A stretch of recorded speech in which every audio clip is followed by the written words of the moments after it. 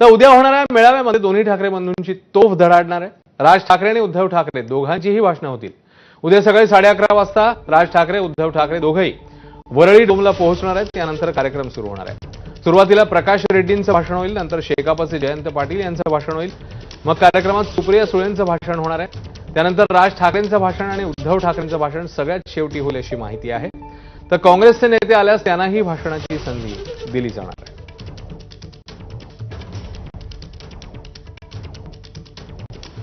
तर उद्याच्या ठाकरे बंधूंच्या मेळाव्यावर मुख्यमंत्री फडणवीसांनी काय टोला लगावलाय ते पाहूया.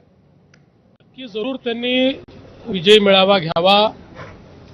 आम्ही घेतलेल्या निर्णयाचा त्यांना विशेष आनंद झालेला दिसतो आहे.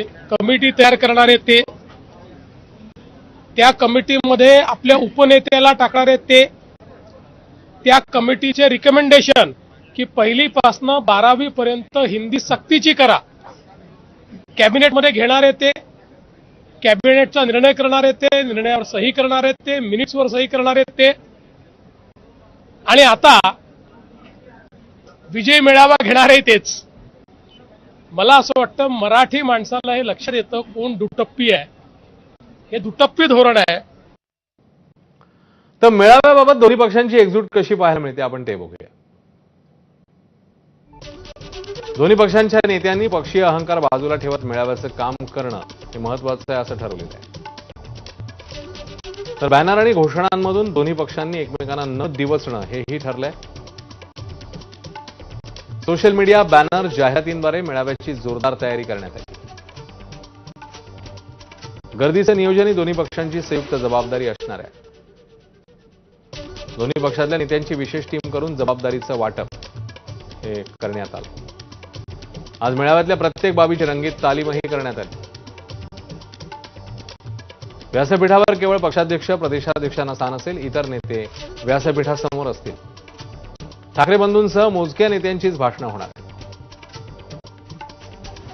आदित्य ठाकरे आणि अमित ठाकरे देखील व्यासपीठाखाली असतील अशी माहिती आहे. मेळाव्याचा केंद्रबिंदू ठाकरे बंधूच असणार हे आता स्पष्ट झालंय.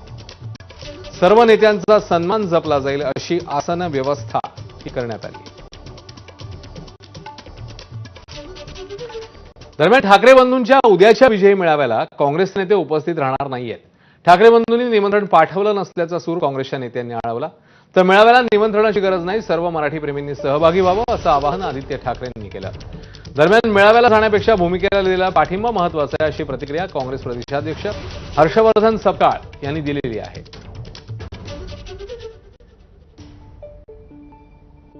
मला विचारायला लागेल कारण हे निमंत्रण आम्ही देत नाही आणि उद्याचं जे आहे तो मला खरोखर सांगतो कोणालाही निमंत्रण वगैरे असं काही अधिकृतरित्या जात नाहीये. जे कोणी महाराष्ट्र प्रेमीत, जे कोणी मराठी प्रेमीत कुठल्याही पक्षात असतील त्यांनी तिथे यावं.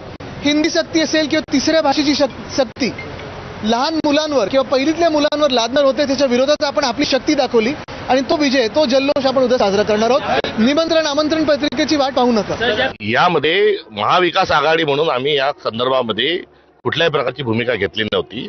यामध्ये आमच्या मित्रपक्षांची जी भूमिका असेल ती आमच्याशी जुळती जरूर होती. मात्र प्रत्येकाने पक्षनिहाय भूमिका या विरोधाच्या अनुषंगाने घेतली होती. हा महाविकास आघाडीचा एकत्रित स्वरूपात हा निर्णय नव्हता. त्यामुळे या विरोधात या आमच्या भूमिकेला महाविकास आघाडीतला घटक म्हणून आपण बघू शकता. मात्र हा एकत्रित महाविकास आघाडी म्हणून या विषयाकडे बघणं योग्य वाटतं.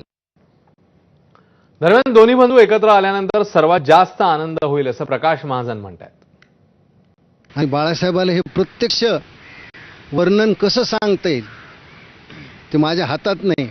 पण असं काही झालं, मी उद्याच्या 16 पाहिला, हे मी 16 पाहिला आहे की दोन भाऊ एकत्र आलेत, मराठी भाषेसाठी आलेत, मराठी माणसासाठी आलेत, मराठी शेतकऱ्यासाठी आलेत, महाराष्ट्रासाठी आलेत. हा आनंद सोहळा मी या देहानं पाहिला आहे ना आज तुम्हाला सांगायला मी वर येतो. देवाने ती माझी इच्छा पूर्ण केली तर मला खूप आनंद वाटतो.